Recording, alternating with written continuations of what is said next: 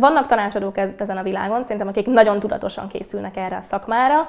Én abszolút nem közéjük tartoztam. Egyetemre, az ELTE-re mentem matematika szakra, mesterre pedig egy kicsit alkalmazottabb irányba mentem később. Ott tanultam már közgazdaságtan, vállalati pénzügyeket. Én félig francia, félig magyar vagyok. Itt jártam általános iskolába is, még alapszakra is, ugye az ELTE-re, és utána a tanulmányaimra mentem vissza Párizsba, utána hazajöttem Magyarországra.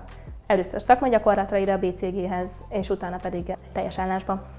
A tanácsadóknak a legnagyobb hozzáadott értéke az ügyfelek számára, hogy egy külső szemmel tudnak egy problémára ránézni, és ez az, ami szerintem nagyon izgalmas a BCG-nél. Nagyon sok különböző háttérrel rendelkező emberrel dolgozom napi szinten együtt. Vannak ugye a természettudományi szférából, nagyon sokan vannak mérnökök, dolgoztam együtt például pszichológiás hátterű kollégával, tréningeken találkoztam olyan kollégával is, aki korábban orvos volt, mind más háttérrel, mind más világnézettel, más hozzáállással vannak a problémák és a projektek iránt, és ebből szerintem nagyon sokat lehet tanulni. Én azt vettem észre, hogy már matematika szakon is sokszor voltak ilyen akár nagyon egyszerű matematikai problémákra, egy kicsit ilyen egyedi megoldásaim. Ezt úgy érzem, hogy ezt a tanácsadásba is át tudtam hozni.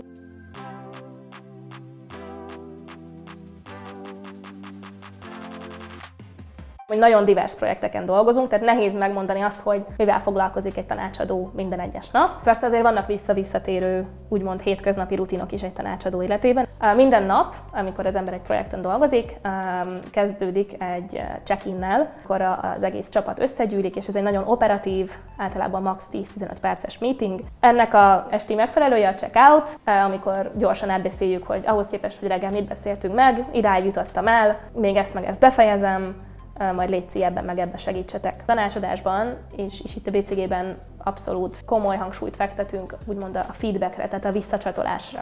Akár hetente is megkérhetem a projektvezetőmet, hogy 10 percben, de üljünk le, és arra fókuszáltan gyorsan beszéljünk, hogy ő szerinte hogy dolgozom, mi az, amit jól csinálok, mi az, amiben fejlesztek. Ezt én kevés más iparágban látom. Az ügyféllel is többféle módon lépünk interakcióba. Vannak azok a napok, amikor mondjuk teljes körűen az ügyfélnél vagyunk.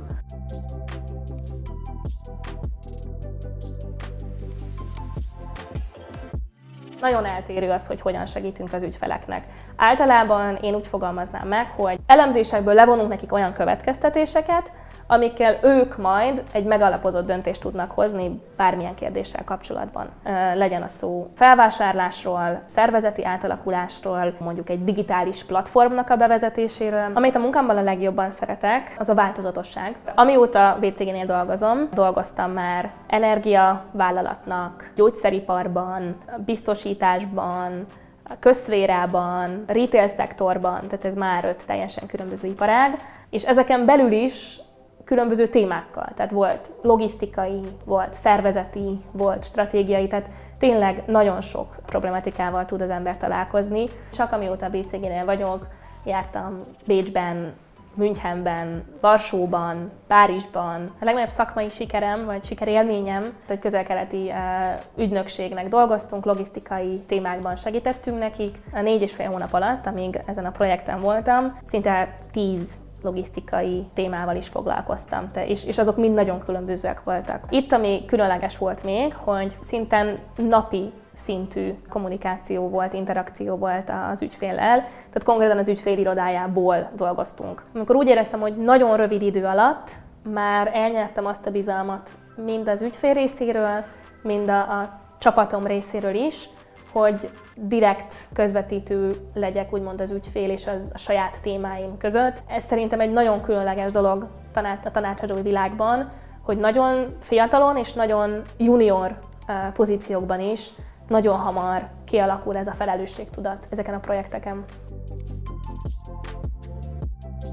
Több éven keresztül versenyszinten karatéztam, van egy barna jövem Shotokan karatéból, amit jelenleg most a cégen belüli kickbox edzéseken folytatok. Itt is van nálam a box kesztyűm, már este megyek a projektcsapat egyes tagjaival leboxolni a megválaszolatlan kérdéseket.